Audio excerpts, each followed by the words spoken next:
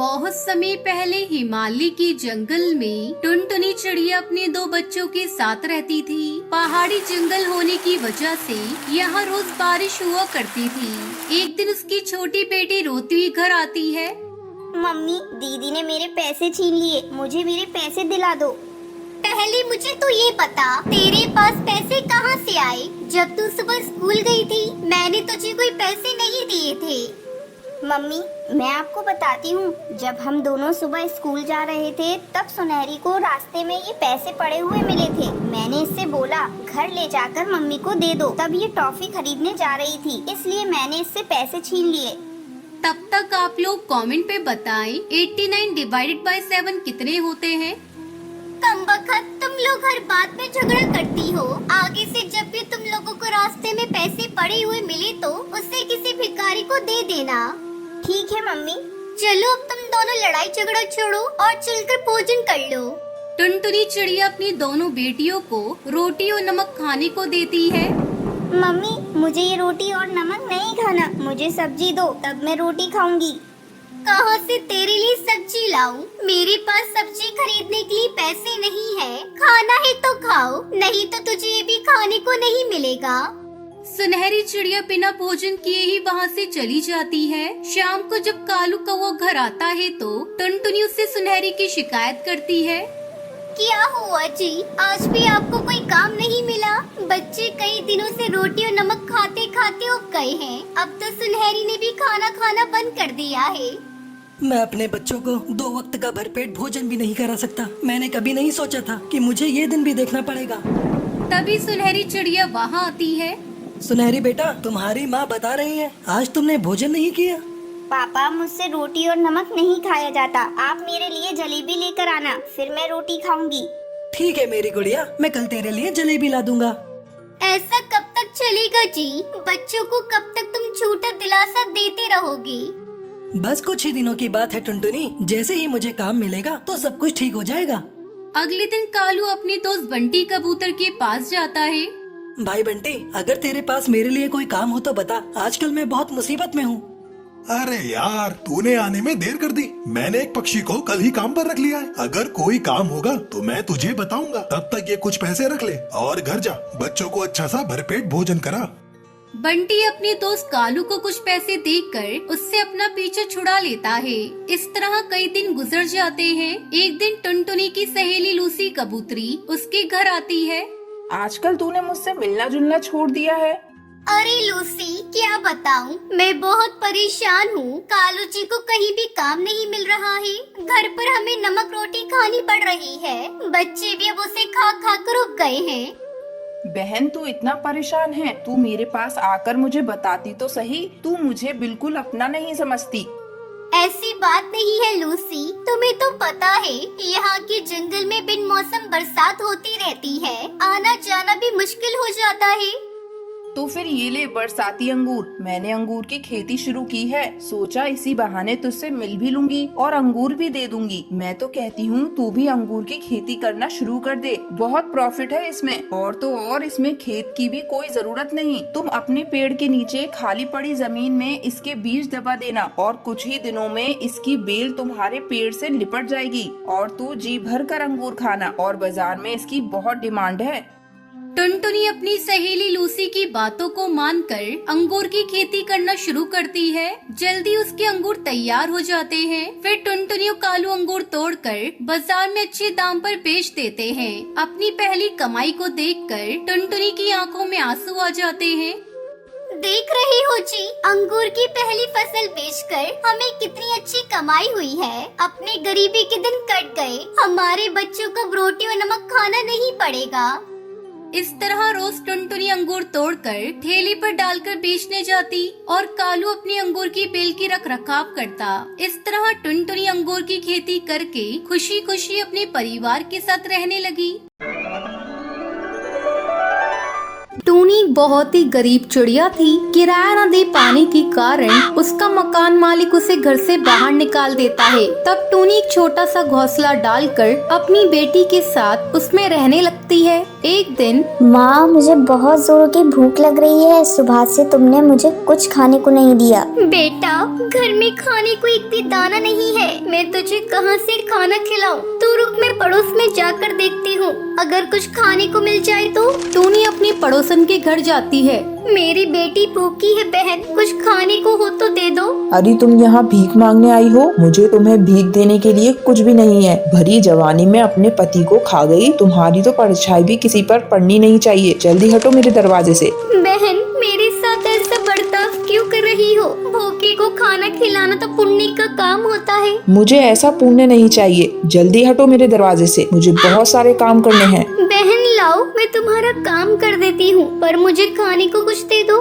देखो, मैं तुमसे कह रही हूँ ना, तुम यहाँ से जाओ। तुम हटती क्यों नहीं? नहीं तो मैं अभी पुलिस को बुला लूंगी। नहीं नहीं बहन, पुलिस नहीं बुलाना, मैं जा रही हूँ। टूनी दुखी मन से वापस घर लौट आती है। बेटा, इस जमाने में गरीबों की मदद कोई नहीं करता। चल, मैं तुझे लेकर जंगल में चलती हूँ। वहीं कुछ मिल जाएगा तो तुझे खिला दूंगी। अगर आज तेरे पापा जिंदा होते तो आज तेरी हालत ऐसी ना होती। टूनी टुनटुनी को लेकर रोती हुई जंगल में जाती है। वहाँ एक साधु ध्यान लगाए हुए बैठा था। महात्मा जी, मेरी मदद कीजिए। मैं बहुत गरीब हूँ और बहुत दुखी भी हूँ। घर में खाने पीने को कुछ भी नहीं है। मेरा घोंसला भी टूटा फूटा है। महात्मा जी, आप मेरी मदद करिए। साधु अपनी आंखें खोलता है। बेटी, अब तुम्हारे तो किधर कट गए। मैंने तुम्हारी सारी बातों को सुन लिया है। ये लो जादुई मिट्टी, इससे जाकर एक मिट्टी का घर बनाओ। घर बनते ही तेरे सारे दुख दूर हो जाएंगे। और ये लो फल, इसे तुम और तुम्हारी बेटी खा लो। इसे खाकर इसका बीज अपने आंगन में लगा देना। ये जादुई फल है। ये सालों साल तुम्हारे पेड़ पर लगे रहेंगे। फिर उसे बेचकर तुम खुशी खुशी अपना गुजारा कर सकती हो। टूनी फल और मिट्टी लेकर अपनी बेटी के साथ अपने टूटे फूटे घोंसले के पास आती है और वहीं साधु की दी हुई मिट्टी से घर बनाती है। मम्मी, ये घर कितना सुंदर है। हाँ बेटा, अब हम लोग इसी घर में रहेंगे।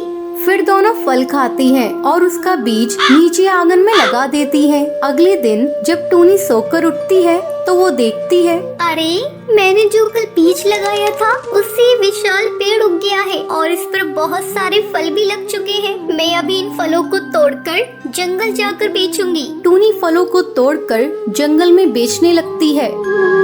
अब टूनी के पास पैसों की कोई कमी नहीं थी। माँ, जंगल में अगर वो साधु नहीं मिलते तो आज ये मिट्टी का घर भी नहीं होता। हाँ बेटा, एक दिन फिर से हम जंगल में चलेंगे और उस साधु का धन्यवाद करेंगे। चल टुनटुनी, बातें करना छोड़ और चल के खाना खा ले। हाँ माँ, अभी आई। इस तरह टुनटुनी और टूनी खुशी खुशी मिट्टी के घर में अपना जीवन बिताने लगती हैं। दोस्तों, कल के लकी विनर्स के नाम ये रहे आपकी स्क्रीन पर। आज का सवाल ये है, साधु टूनी को क्या देता है? अगर आपको पता है तो आप हमें कमेंट करके जरूर बताएं। लकी विनर के नाम कल की वीडियो में दिखाए जाएंगे। अगर आपको ये वीडियो पसंद आई हो तो इसे लाइक और ऐसी कहानियाँ देखने के लिए मेरे चैनल को सब्सक्राइब करना ना भूलें।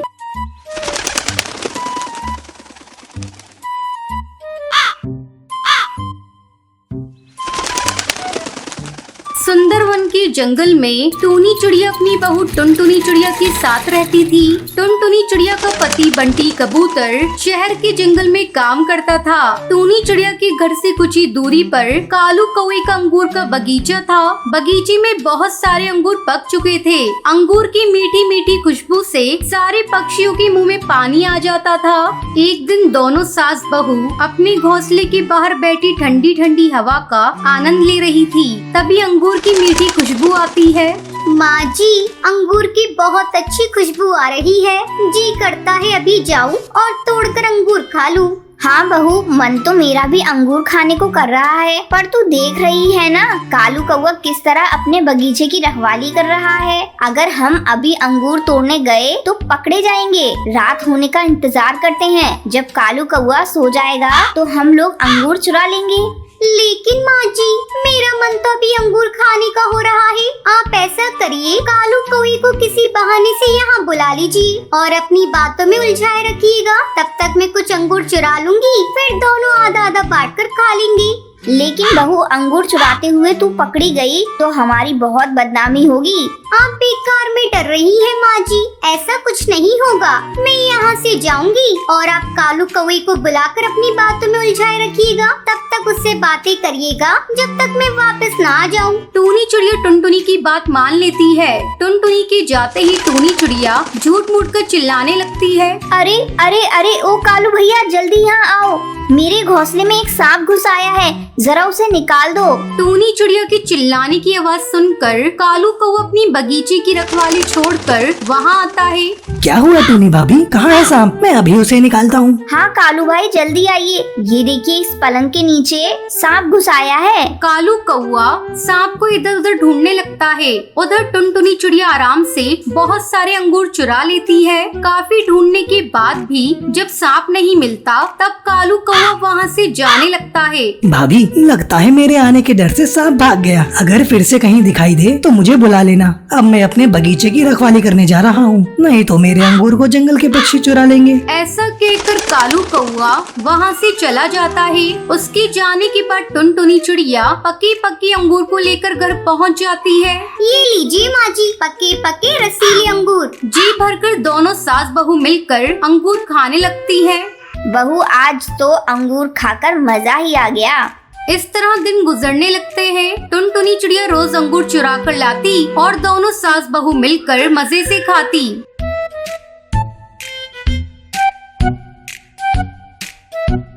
एक दिन कालू कौवे को शक होता है। अरे, रोज रोज मेरे बगीचे से अंगूर कम हो रहे हैं। लगता है कोई इन्हें चुरा रहा है। इसका मुझे पता लगाना पड़ेगा। आज मैं किसी कीमत पर अपने बगीचे को छोड़कर कहीं नहीं जाऊंगा। दोपहर होने पर टूनी चिड़िया फिर से कालू कौवे को बुलाने लगती है, लेकिन कालू नहीं आता। दोनों सास बहू मन मार कर रह जाती है।